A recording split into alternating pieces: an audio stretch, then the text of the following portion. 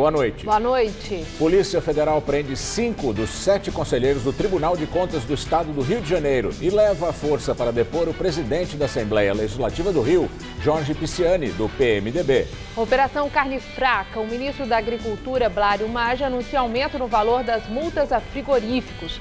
Os que cometerem 3 faltas gravíssimas em um ano poderão ter o registro cassado. Temer volta a defender a aprovação da reforma da Previdência como essencial para equilibrar o país e diz que é possível negociar regras diferentes para trabalhadores rurais e os benefícios para deficientes. Na entrega de apartamentos populares no Grajaú, extremo sul de São Paulo, o manifestante chama Dória de golpista e elogia Dilma. O prefeito paulistano responde que golpista é quem rouba dinheiro público. Reino Unido começa oficialmente o processo de saída da União Europeia. O início oficial do Brexit provocou protestos nas ruas e críticas de líderes de vários países. Em plena crise econômica, um setor mantém o movimento dinheiro e gera empregos. Passear com cães e ser babá de gatinhos é trabalho rentável aqui em São Paulo. O Jornal da Gazeta está no ar.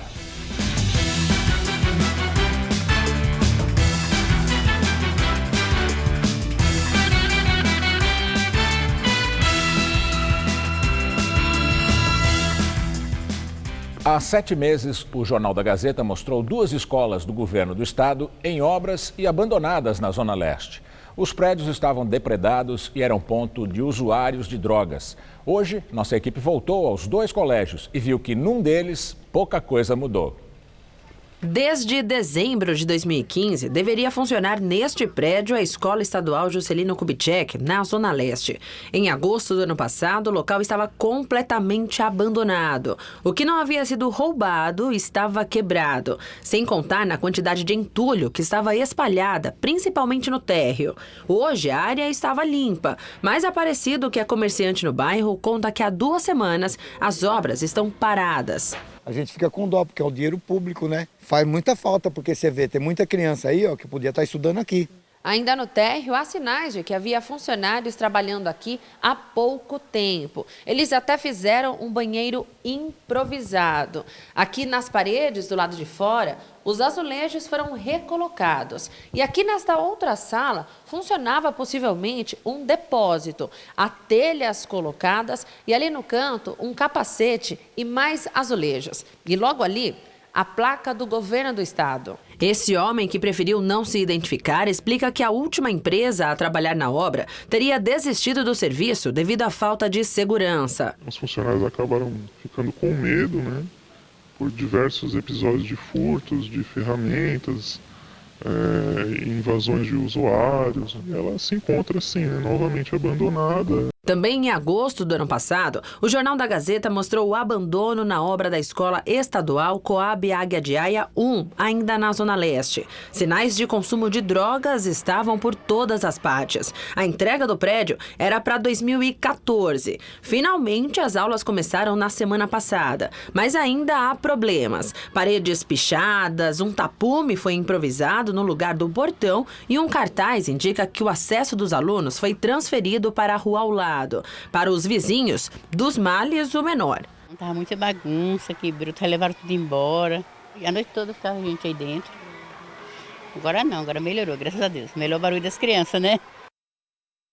Em nota, a Secretaria Estadual da Educação afirma que já investiu 12 milhões de reais para que as 2 escolas fiquem prontas. Sobre o colégio que continua inacabado, a Secretaria diz que vai notificar a empresa que desistiu da obra e que já foi feito um pedido de rescisão do contrato para que a segunda vencedora da licitação possa assumir a construção.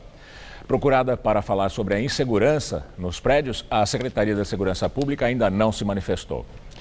O governador de São Paulo, Geraldo Alckmin, do PSDB, decidiu retomar a cobrança do ICMS sobre o preço das carnes.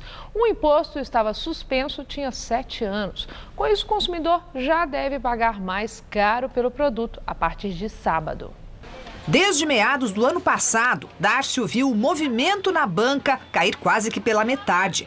Desemprego e inflação fizeram a freguesia comprar menos e obrigaram o feirante a demitir os 2 funcionários. Hoje ele só tem a ajuda da mulher. Darcio diz que se o preço da carne subir mesmo, a situação piora. Os clientes que comprava 1 quilo de carne, hoje ele não compra mais nada. Aquele que comprava 2 quilos, compra meio.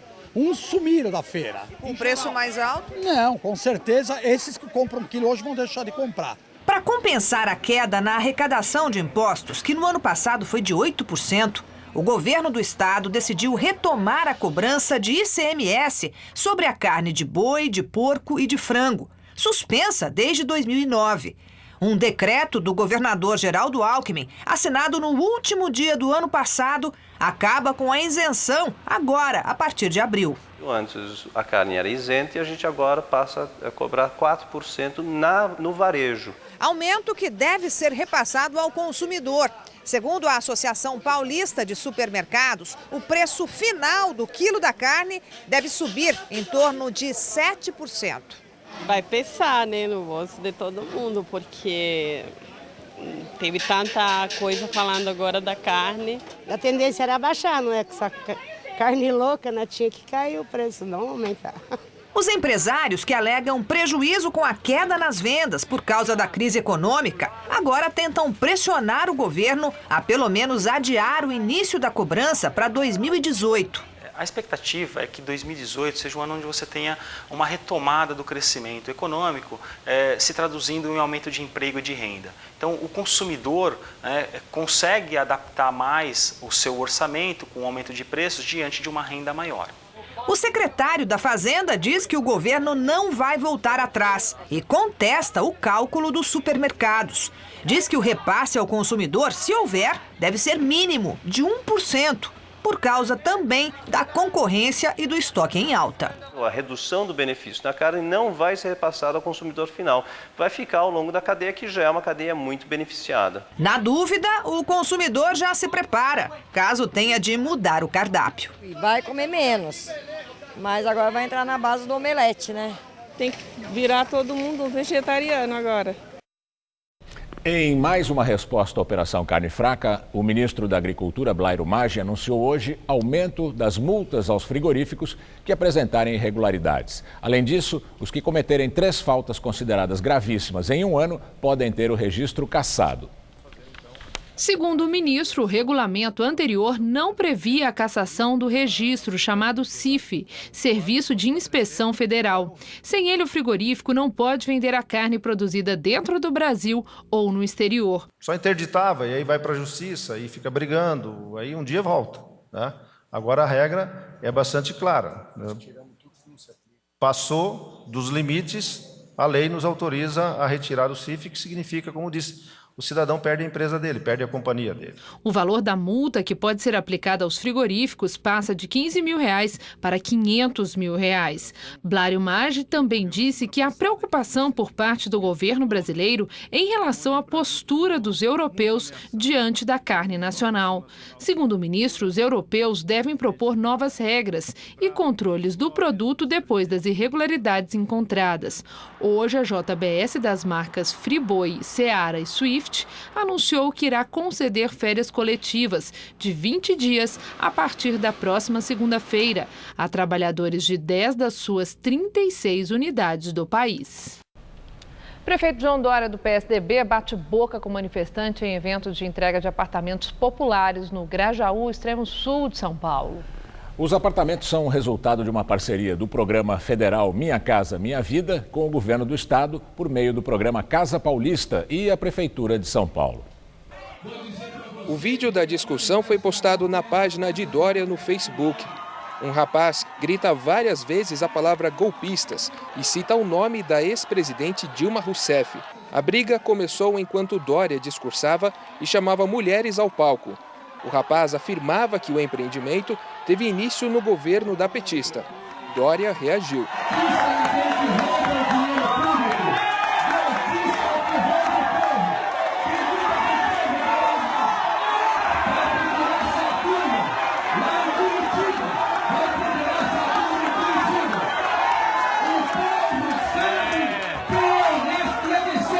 O governador tucano Geraldo Alckmin e o ministro das Cidades, Bruno Araújo, participaram do evento.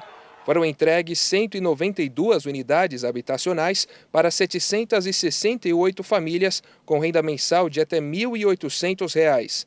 Segundo a Prefeitura, A obra começou em 2010, último ano do governo do ex-presidente Lula.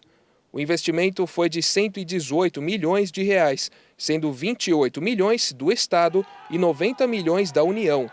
Em 2014, segundo a Prefeitura, o município contribuía com R$ 4.000 por unidade habitacional do empreendimento. O prefeito João Dória falou da discussão à tarde em um evento na Prefeitura de São Paulo.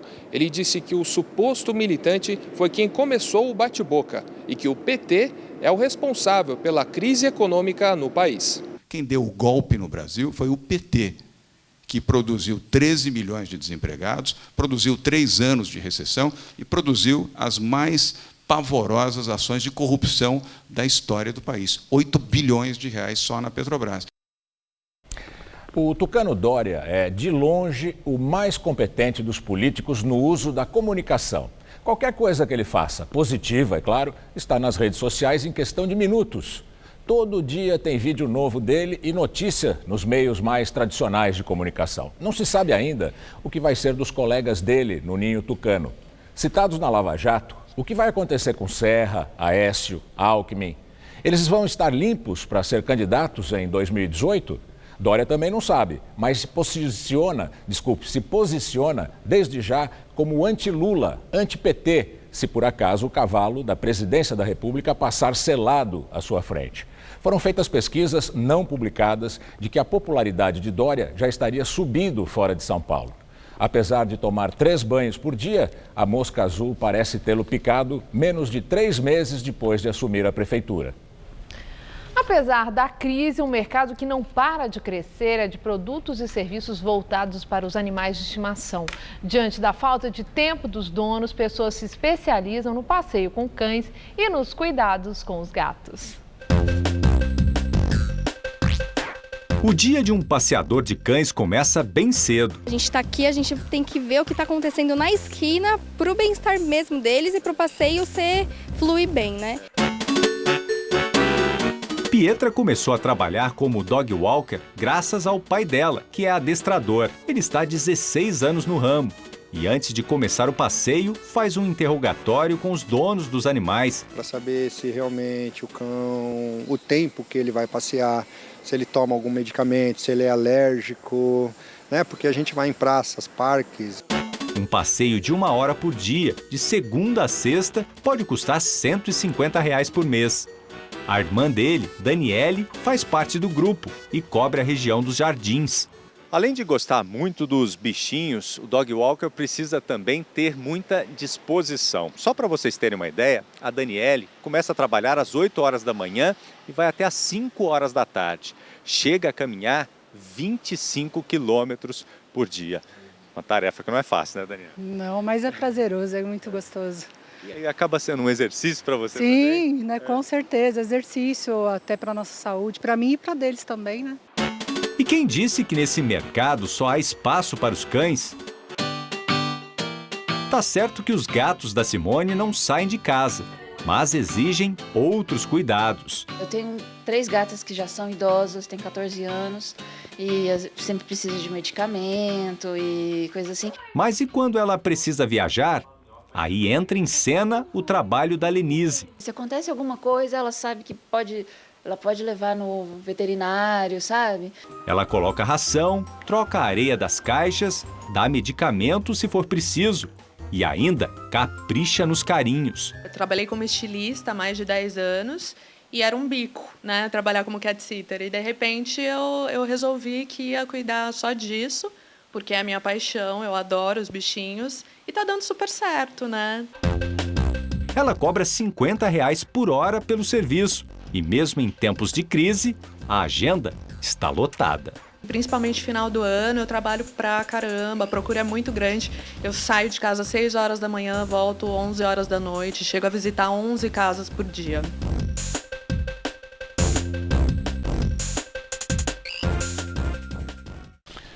O juiz Sérgio Moro ouviu hoje mais 3 testemunhas de defesa do ex-ministro Antônio Palocci. Ele foi preso pela Lava Jato em setembro do ano passado. Entre as testemunhas de Palocci estavam os deputados federais Arlindo Quinalha e Paulo Pimenta, além do senador Lindbergh Farias, todos do PT. As perguntas foram feitas aos 3 parlamentares só pelo advogado de defesa de Antônio Palocci. O juiz Sérgio Moro não fez perguntas. O depoimento deles foi tomado por videoconferência e todos negaram qualquer favorecimento ou pedido de ajuda do ex-ministro ao grupo Odebrecht no Congresso. Vossa Excelência tomou algum conhecimento de que o ex-ministro, naquele período em que ele era responsável pela pasta da Fazenda, defendeu interesses de determinadas empresas específicas? Eu nunca ouvi falar disso. Na verdade, nunca ouvi falar também do ministro Palocci se envolvendo em financiamento de campanha, em procura de empresas para financiar a campanha de quem quer que seja. Se tinha alguém no país respeitado naquele período todo, era o ministro Palocci. Antônio Palocci foi ministro da Casa Civil no governo de Dilma Rousseff e da Fazenda na gestão Lula. Ele foi preso pela Lava Jato em 26 de setembro do ano passado e responde pelos crimes de corrupção passiva e lavagem de dinheiro, além de favorecimento às empresas Odebrecht e Braskem. Ele nega as acusações. O presidente Michel Temer volta a defender a aprovação da reforma da Previdência como item essencial para a sustentabilidade financeira do país. No entanto, ele não defendeu que é possível negociar regras diferentes para trabalhadores rurais e os benefícios recebidos por deficientes. As declarações foram dadas durante um evento em São Paulo organizado por um banco americano. Temer disse que sem as mudanças nas aposentadorias e pensões, o Brasil vai parar em poucos anos. Entre as principais mudanças, o governo quer instituir a adoção da idade mínima de 65 anos para que qualquer trabalhador possa se aposentar pela Previdência Social. O governo enfrenta resistência de partidos da base aliada. O presidente afirmou que a reforma não vai prejudicar ninguém. É preciso aproveitar este momento em que nós temos, digamos, o apoio do Congresso Nacional e precisamos cada vez mais entusiasmá-los a que façamos esta reforma previdenciária que não vai prejudicar ninguém. Há um outro fato, questão dos trabalhadores rurais, questão dos deficientes, que eu compreendo, nós podemos ainda negociar de molde a aprovar uma reforma previdenciária. Temer citou ainda o possível contingenciamento no orçamento da União. Na semana passada, o ministro da Fazenda, Henrique Meirelles, disse que o rombo entre as despesas e a receita é da ordem de 58 bilhões de reais e sinalizou que pode haver aumento de impostos. Eu diria que a economia ainda não decolou por inteiro, ela começou a decolar, tanto que, vez ou outra, os senhores veem notícias de que talvez haja necessidade de um certo contingenciamento, né? Uma ou outra medida que seja necessária, ela passa a ser, digamos assim, episódica e transitória, para logo depois nós eliminarmos o contingenciamento ou outro gravame qualquer que tenhamos que colocar no lugar para manter esse ritmo da responsabilidade fiscal. O Ministério Público Eleitoral pediu ao TSE a cassação da chapa Dilma Temer. A informação foi divulgada pelo jornal Estado de São Paulo. Além disso, o MP pede também que Dilma Rousseff fique inelegível. O julgamento da ação que apura se a chapa Dilma Temer cometeu abuso de poder político e econômico para se reeleger em 2014 vai começar terça-feira que vem, dia 4. O TSE vai dedicar 4 sessões da próxima semana para analisar o caso. Direto de Brasília, Josias de Souza fala agora sobre o parecer da Procuradoria-Geral Eleitoral, que recomendou a cassação da chapa Dilma Temer.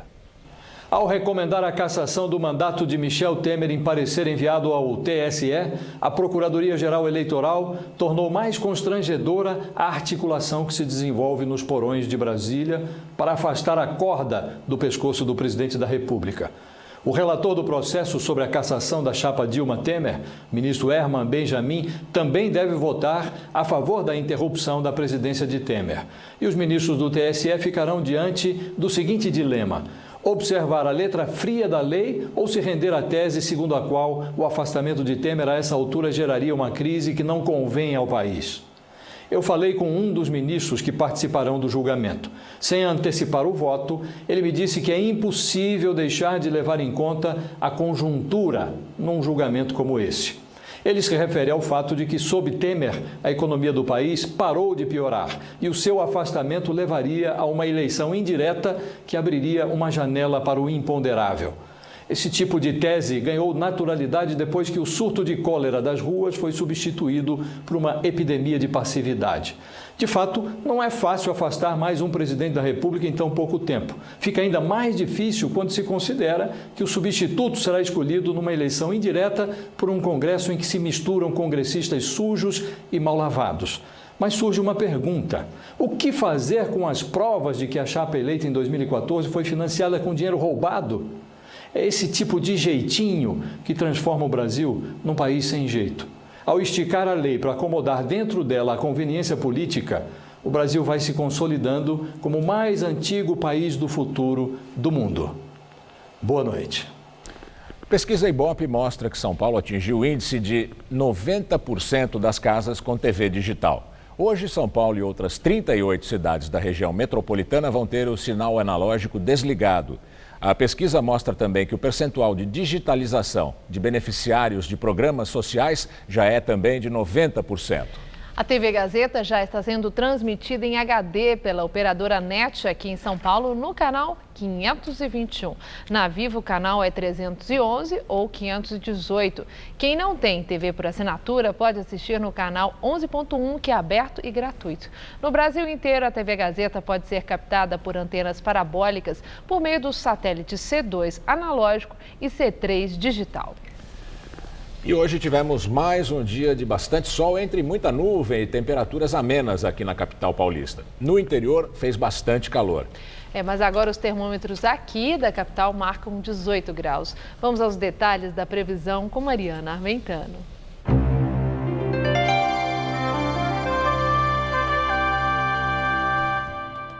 O país continua dividido. Ar quente e úmido na metade norte e ar frio e seco em boa parte da metade sul. E o que não muda também é a nebulosidade em toda a faixa litorânea, desde Santa Catarina até o Espírito Santo, por causa de um sistema de alta pressão que está no mar e influencia o tempo nessas áreas, causando até chuva fraca. Isso pelo menos até o final de semana, viu? Mais ao norte, as chuvas acontecem de forma isolada, sendo que na Grande Salvador o tempo vai ficar bem fechado amanhã. Vamos ver aqui a nossa tabela de temperaturas?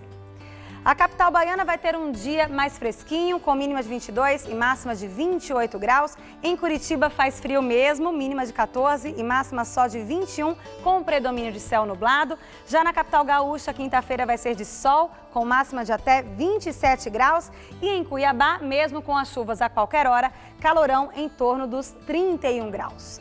Para São Paulo, o tempo não muda muito. Calor no interior e temperaturas amenas na faixa leste. A explicação é que no interior do estado atua uma massa de ar seco, mas aqui o leste ainda tem a influência dos ventos úmidos vindos do mar. Por isso a temperatura não sobe tanto e o céu fica com muita nebulosidade. A máxima amanhã chega aos 30 graus em Presidente Prudente e em Presidente Bernardes e aos 31 em Votuporanga. Nas cidades de Araraquara e São José do Rio Preto, a máxima vai ficar em torno dos 30 graus. E no litoral ainda há previsão de chuva fraca a qualquer hora e os termômetros ficam entre 19 e 25 graus em Santos e entre 19 e 27 graus em Caraguatatuba. E o friozinho continua aqui na Grande São Paulo. Nessa madrugada, mínima de 15 e máxima amanhã à tarde de 25 graus. Na sexta-feira, esfria mais e as temperaturas ficam entre 14 e 23 graus. No sábado, a madrugada vai ser mais fria, com mínima prevista de 13 graus e a máxima se mantém na marca dos 23. O Tribunal do Júri absolveu 3 policiais militares acusados de jogar de um telhado um suspeito de roubo. Os PMs também foram acusados de matar o homem em seguida. O caso aconteceu em setembro do ano passado. Os jurados aceitaram a versão de legítima defesa apresentada pelos policiais. As imagens de um cinegrafista amador foram usadas no julgamento. Elas mostram o momento em que um dos PMs joga Fernando Henrique da Silva, de 23 anos, de uma altura de 3 metros. De acordo com a acusação, outros 2 PMs teriam atirado em Fernando depois da queda. Mas essa versão não foi aceita pela maioria dos jurados, que absolveram os 3 policiais militares que alegaram que Fernando atirou neles. O Ministério Público diz que vai recorrer da decisão. Adriana Anselmo deixa o presídio de Bangu. A ex-primeira-dama, mulher de Sérgio Cabral, vai cumprir pena em prisão domiciliar em seu apartamento no Leblon, no Rio. Adriana estava presa desde dezembro e responde pelos crimes de lavagem de dinheiro e organização criminosa. O apartamento onde ela vai ficar morando foi vistoriado ontem pela Polícia Federal. Adriana não pode ter acesso a telefone fixo, celular e internet. A Polícia Federal prende 5 dos 7 conselheiros do Tribunal de Contas do Estado do Rio de Janeiro. As ordens foram expedidas pelo ministro do STJ, Félix Fischer. Foram presos o atual presidente do TCE, Aloísio Neves, o vice-presidente Domingos Brazão e os conselheiros José Maurício Nolasco, José Gomes Graciosa, Marco Antônio Alencar, filho do ex-governador, e prefeito do Rio, Marcelo Alencar. Também foi preso o ex-conselheiro Aloísio Gama de Souza. As prisões são temporárias, ou seja, tem prazo para terminar. A operação da Polícia Federal foi batizada de Quinto do Ouro, uma referência ao Quinto da Coroa, imposto de 20% que Portugal cobrava dos mineradores no período colonial. Agora, a Polícia Federal investiga pagamentos de até 20% de propina sobre o valor dos contratos de obras durante o governo Sérgio Cabral, do PMDB, para fazer vista grossa sobre irregularidades praticadas por empreiteiras e empresas de ônibus.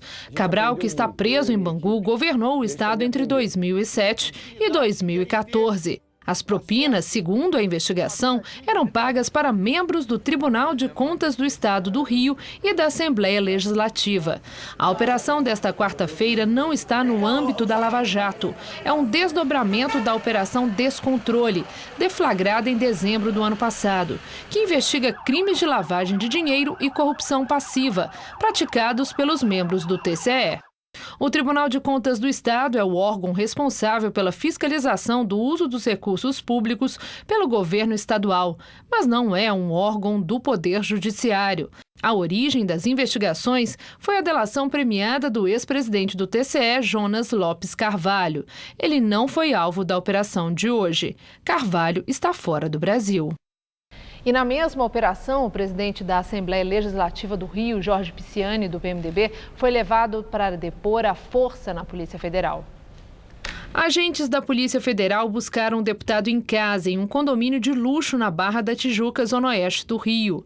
Ele chegou à sede da Polícia Federal por volta de meio-dia e ficou lá por 3 horas. O PMDBista deixou o local sem falar com a imprensa. Assim como os conselheiros do TCE, Pisciani é acusado de receber propina das empreiteiras que têm obras no Rio. O nome de Jorge Pisciani teria sido citado na delação do ex-presidente do TCE, Jonas Lopes Carvalho. O conteúdo do acordo ainda é desconhecido. O gabinete de Pisciani na Alerj foi alvo de busca e apreensão. Jorge Pisciani é pai do ministro do Esporte, Leonardo Pisciani, do PMDB, e cacique da Legenda no Rio. Em fevereiro, ele foi eleito presidente da Assembleia do Rio pela 6ª vez. Jorge Pisciani tem relação próxima com o ex-governador Sérgio Cabral, atualmente preso em Bangu. Ele faz visitas ao ex-governador na cadeia. Pisciani nunca ocupou um cargo federal e em 2010 perdeu a disputa para uma vaga ao Senado. Ele liderou o grupo dentro do PMDB que apoiou a campanha de Aécio Neves, do PSDB, à presidência da República em 2014. A família Pisciani também teve o nome citado na delação de uma executiva da Carioca Engenharia. Tânia Fontinelli declarou que comprou vacas superfaturadas de uma empresa da família, Agrobilara Comércio e Participações Limitada, para a Caixa 2 de empreiteira.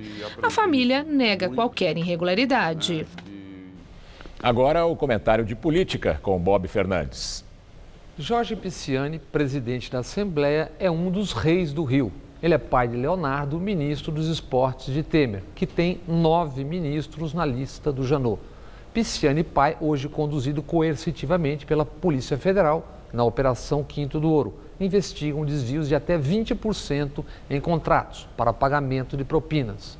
No Rio, o ex-governador Sérgio Cabral chefiava uma quadrilha, parte da gangue agora morando em Bangu 2. Ex-prefeito do Rio, Eduardo Paes, seria o nervosinho na delação da Odebrecht. No mesmo Rio, Pezão e Dornelles, governador e vice, cassados, seguem provisoriamente governando. Rio, que tinha 5 mil e, estima-se, teria agora 15 mil cidadãos morando nas ruas.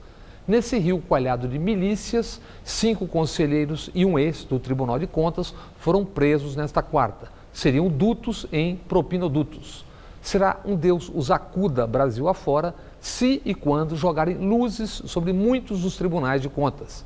É puxar a composição de tribunais, clicar num site de busca e conferir origem e história de boa parte dos conselheiros. A assessoria técnica costuma ser excelente, mas decisões finais são de ex-políticos e amigos nomeados conselheiros.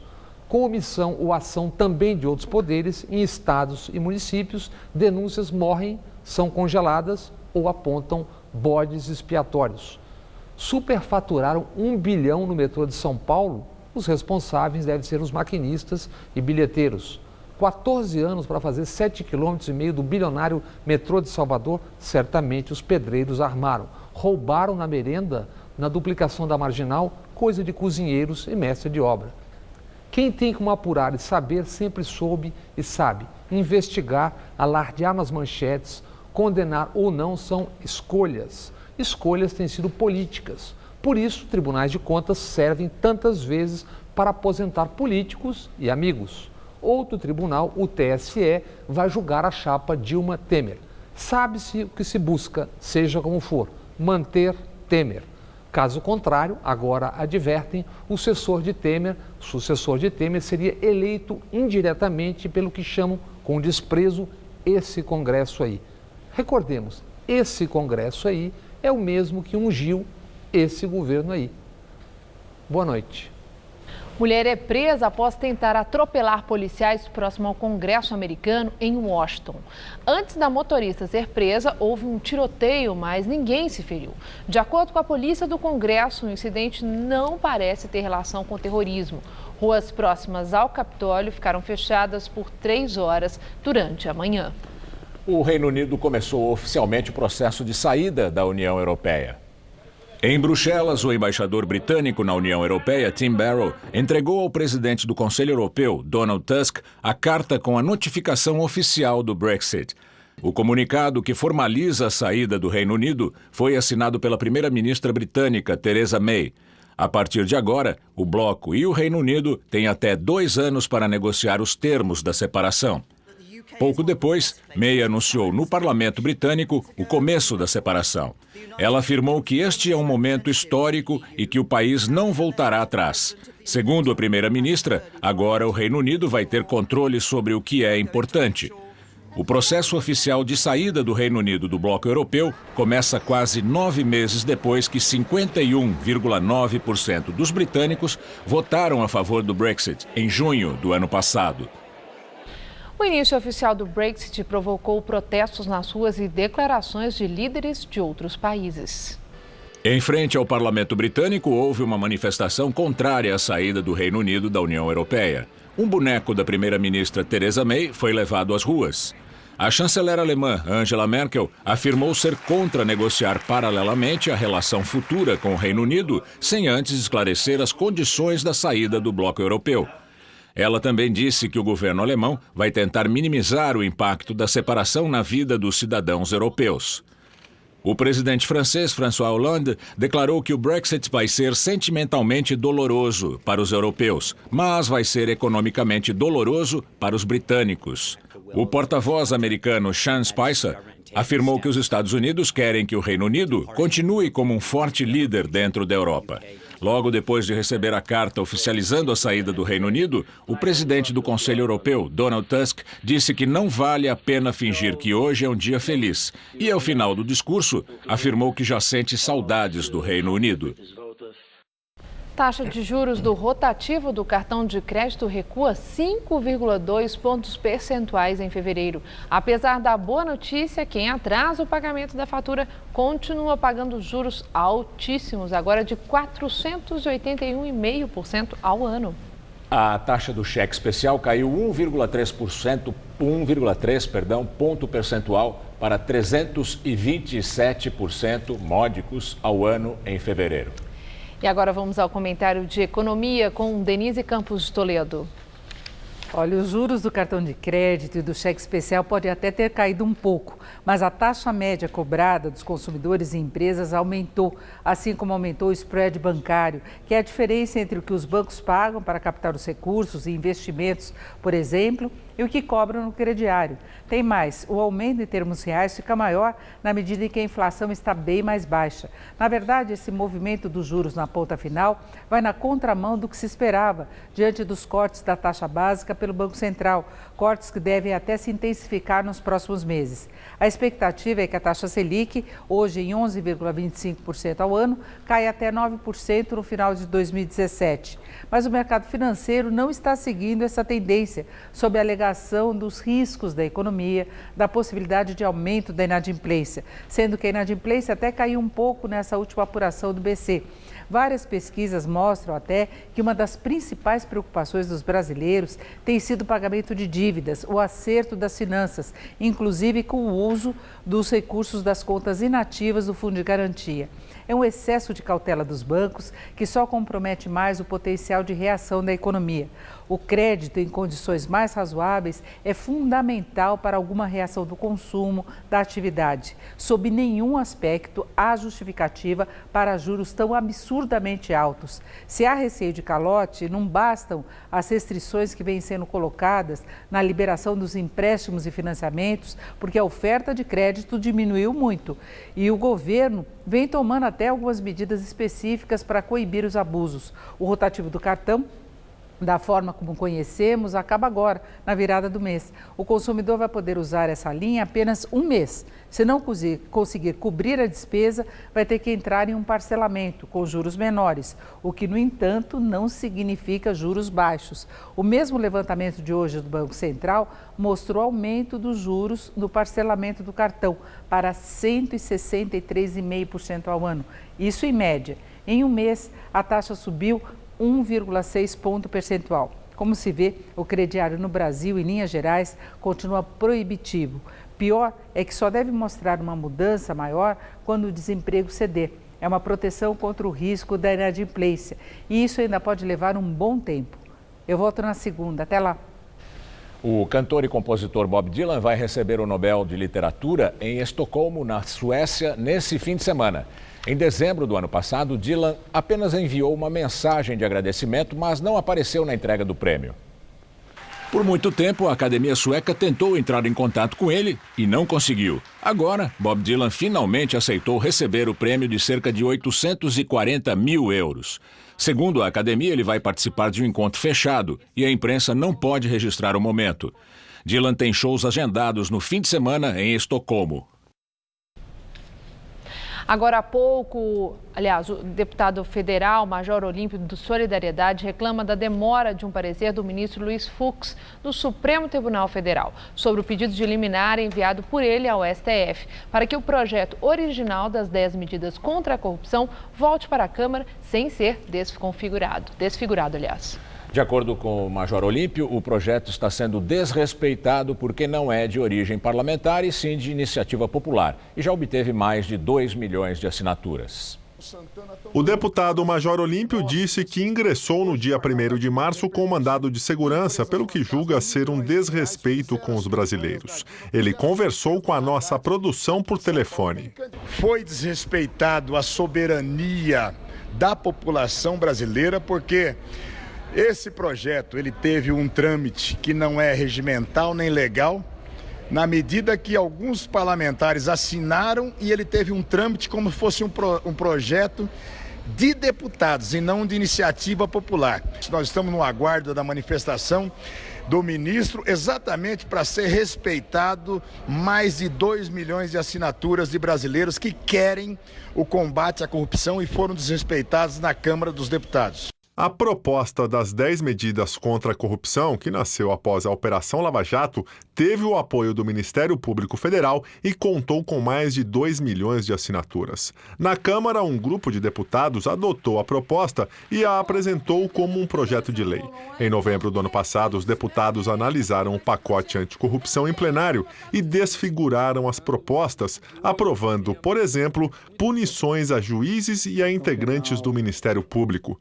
Diante das modificações, o STF foi acionado e o ministro Luiz Fux suspendeu a tramitação do projeto e mandou voltar à estaca zero. Hoje, o presidente da Câmara, Rodrigo Maia do DEM, enviou ao Senado o pacote de medidas anticorrupção. No ofício encaminhado ao presidente da Casa, Eunício Oliveira, do PMDB, Maia diz que o envio do texto fará com que o pacote retome a tramitação regular. Agora há pouco, o portal de notícias G1 divulgou que Luiz Fux afirmou que o STF não pode interferir na tramitação na Câmara do pacote de medidas anticorrupção. Daqui a pouco, Maria Lídia Flandoli entrevista o cientista político José Álvaro Moisés sobre a conjuntura política. E os gols da classificação do Brasil para a Copa do Mundo na Rússia. Brasil venceu o Paraguai por 3-0 e é a primeira seleção do mundo a se classificar nas eliminatórias.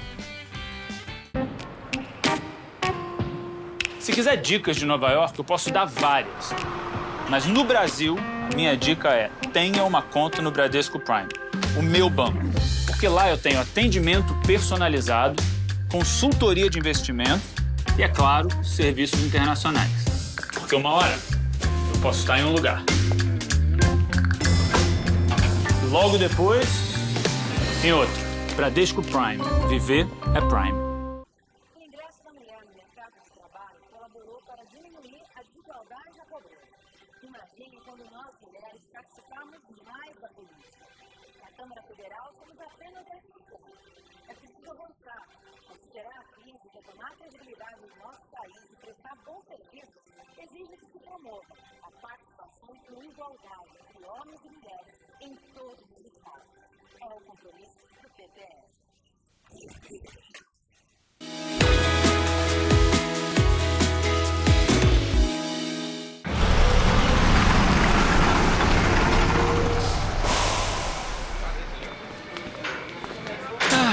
Os milionários. Tem alguma coisa de valor no porta-luva? Bom, vai se preparando, porque você pode ser um deles. Chegou a nota do milhão da Prefeitura de São Paulo. Pedindo nota fiscal em prestadores de serviços, você concorre a R$1 milhão todo mês. Nota do milhão. Pede, que vale. Estado de Direito e Império da Lei. O Estado deve se subordinar à lei e aos direitos fundamentais. Numa palavra, o direito curva o poder, colocando-o sob o império da lei. Defendemos que as pessoas vivam em uma sociedade onde a cooperação e as trocas prevaleçam sobre a pressão e a violência. Conheça as nossas propostas. Visite o nosso site. Unidos, vamos trabalhar por um Brasil inteligente.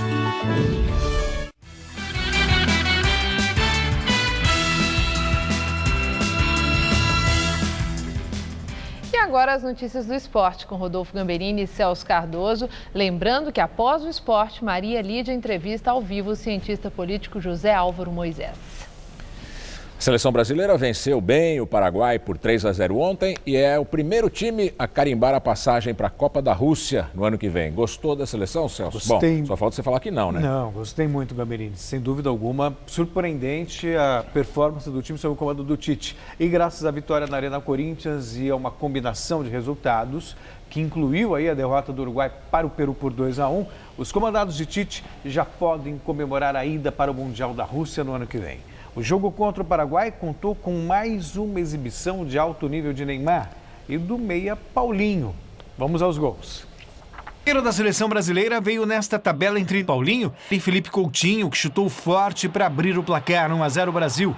O segundo foi mais uma pintura do atacante Neymar, que pegou a bola no campo de defesa e carregou até a área, chutando no meio de 3 zagueiros. Para encerrar a fatura, o lateral Marcelo do Real Madrid recebeu um lindo passe de Paulinho e fechou o placar para os donos da casa. Brasil classificado 3, Paraguai 0. É claro que todo jogador que joga futebol gosta, né, de ser o melhor, gosta de um dia sonhar com a bola de ouro. Só que eu não gosto de ficar falando, não gosto de me achar melhor do que ninguém. É o que eu sempre falo, só quero estar me superando, né? Se ontem fui bem, hoje eu quero ser melhor e amanhã, e assim vai. Que faixinha é essa na cabeça dele? Moda. Moda onde? Talvez a moda. Vamos Neymar, falar de futebol, né? O Paulinho tá infernal, hein, Celso? Tá, o Paulinho tá jogando muito, o Neymar tá jogando muito, amadureceu. A seleção, como conjunto, tá se apresentando muito bem. Mérito do Tite, que realmente está conseguindo um trabalho excepcional. Aquilo que ele fez no Corinthians ele está conseguindo fazer na seleção em tão pouco tempo de trabalho.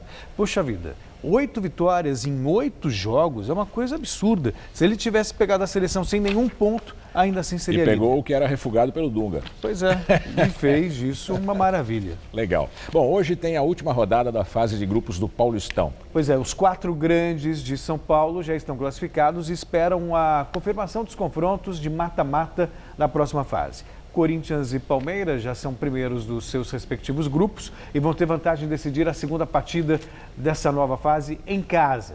São Paulo e Santos ainda dependem dos jogos de hoje. Na parte de baixo da tabela, 7 times brigam para não cair. Audax, São Bento, São Bernardo e Santo André são os que correm maiores riscos de rebaixamento. E aí ficarão de fora da elite do futebol paulista no ano que vem. Obrigado, Celso. Amanhã eu trago os gols. Amanhã você traz os gols. Isso. Obrigado, até amanhã. Até amanhã. Estela. A seguir, Maria Lídia Flândoli entrevista ao vivo o cientista político e professor da USP, José Álvaro Moisés. Até já. O PTN está mudando junto com o Brasil. Mudamos de nome, atualizamos a nossa ideologia, estamos conectados com o futuro. Chegou a hora de atualizar o sistema político. Queremos que você decida conosco os rumos do nosso país, participando em tempo real e votando no Brasil que você quer. Essa é a verdadeira democracia. Se você concorda com essa ideia, seja bem-vindo ao Podemos.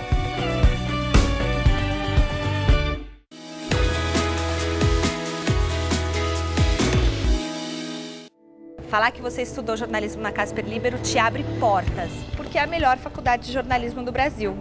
E sempre foi uma grande referência, desde quando eu estudava até hoje. Um dos motivos que me levou a querer fazer a faculdade Casper Libero foi a localização, que está na Avenida Paulista, está no coração de São Paulo, isso é maravilhoso. E também aqui tem a Fundação Casper Libero com diversos veículos de comunicação.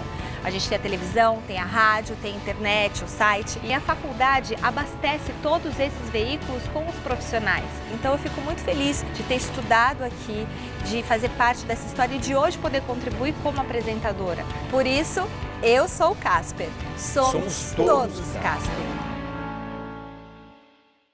A sociedade está em constante transformação e na política não poderia ser diferente. Por isso, o PTS de Santo André está aliado a essa nova realidade, gestores políticos preparados e capacitados para dar as respostas que a sociedade tanto espera de seus representantes.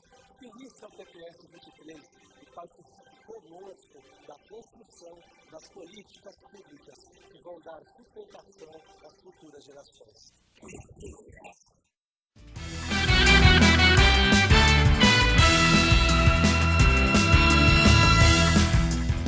Na entrevista do dia com Maria Lídia Flândoli, uma análise sobre o interesse da população pelo combate à corrupção.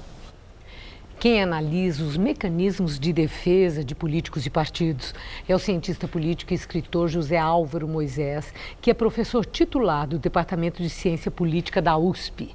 Boa noite, professor. Obrigada por estar aqui. Bom, está lá em tramitação na Câmara Federal o projeto de reforma política. Um projeto importante para essa ojeriza que a população já mostrou contra a corrupção, mas é muito curioso que ninguém fala nisso. A gente não vê um clamor pela reforma política, uma atenção à reforma política. Só se fala na reforma da Previdência, na trabalhista e até essa lei da terceirização que foi aprovada. O que é que explica esse distanciamento da população de uma reforma importante como é a reforma política? Boa noite, Maria. Veja, eu acho que o tema da reforma política tem uma série de tecnicalidades, aspectos de detalhe, da complexidade do funcionamento do sistema, que não é simples de transformar no objeto de uma grande mobilização. Ainda assim, na manifestação que houve domingo, parte da reforma política entrou em debate. Havia uma manifestação muito forte, por exemplo, contra a chamada lista fechada que alguns parlamentares querem introduzir. Agora, eu penso que, na verdade, nós estamos numa oportunidade extraordinariamente importante para tentar avançar na direção das questões mais importantes que precisam ser reformadas no sistema político. A começar. A primeira delas é a questão da representação.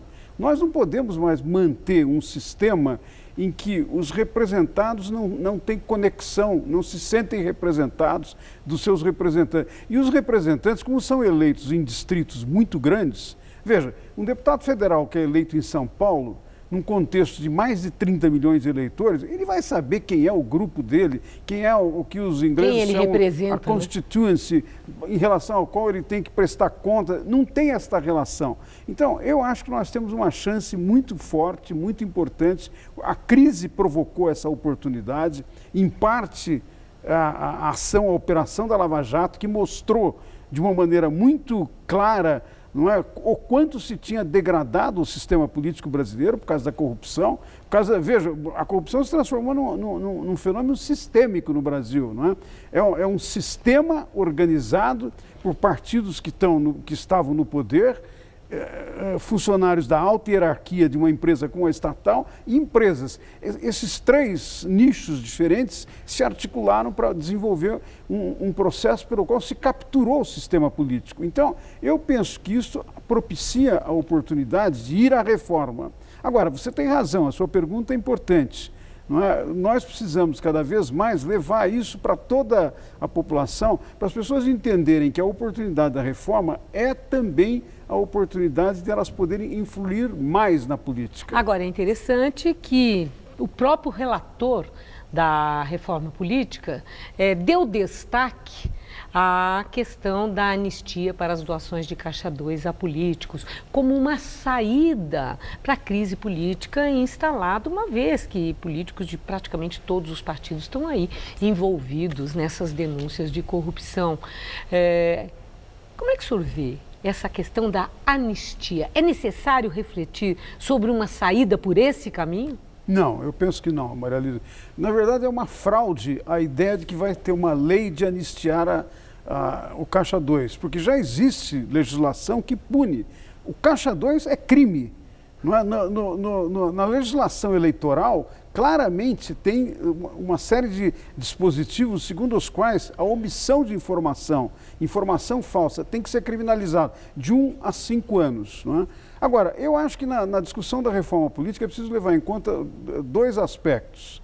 Nós estamos tendo uma pressão grande de alguns parlamentares no sentido de mudar o sistema para lista fechada. Precisaria explicar melhor isso para os telespectadores. Não é? Mas tem uma outra coisa que já está na Câmara, que veio do Senado para a Câmara, que é a votação de se estabelecer uma cláusula de desempenho para os partidos, por causa do número enorme de partidos que nós temos, muitos dos quais não têm suficiente representação no conjunto da sociedade. Ninguém sabe o que quer que seja sobre isso. A cláusula de desempenho significa que um partido, para usar o fundo partidário, ter direito de estar representado na Câmara e no Senado, tem que estar representado pelo menos em 2, 3% dos eleitores do país, em no mínimo 9 a 10 estados, 1/3 dos estados brasileiros. Quer dizer, uma representatividade mais expressiva.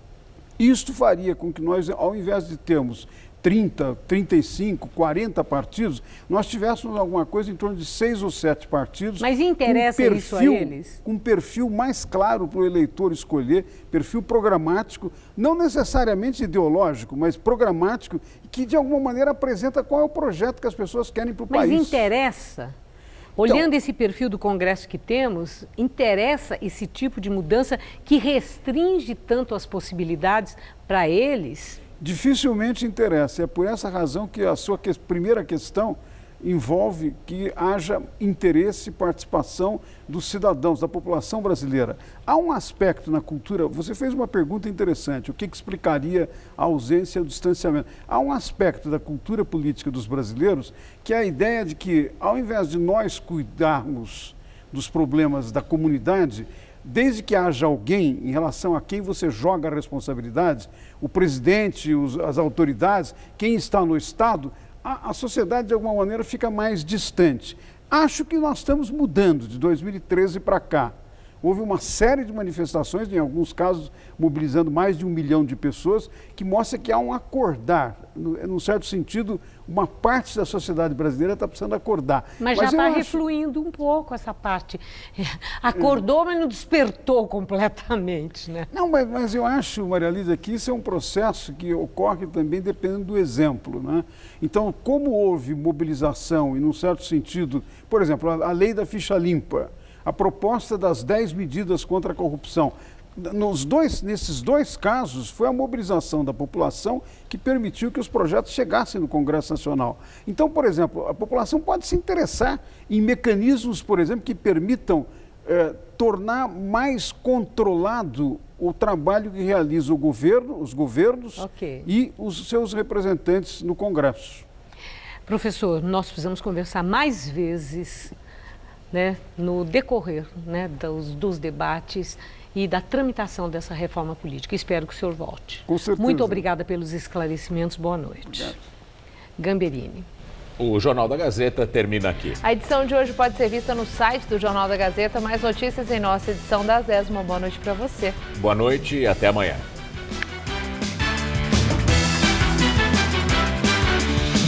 O cantor Alírio Neto comanda o musical do Todo Seu. Hoje, 10h30 da noite.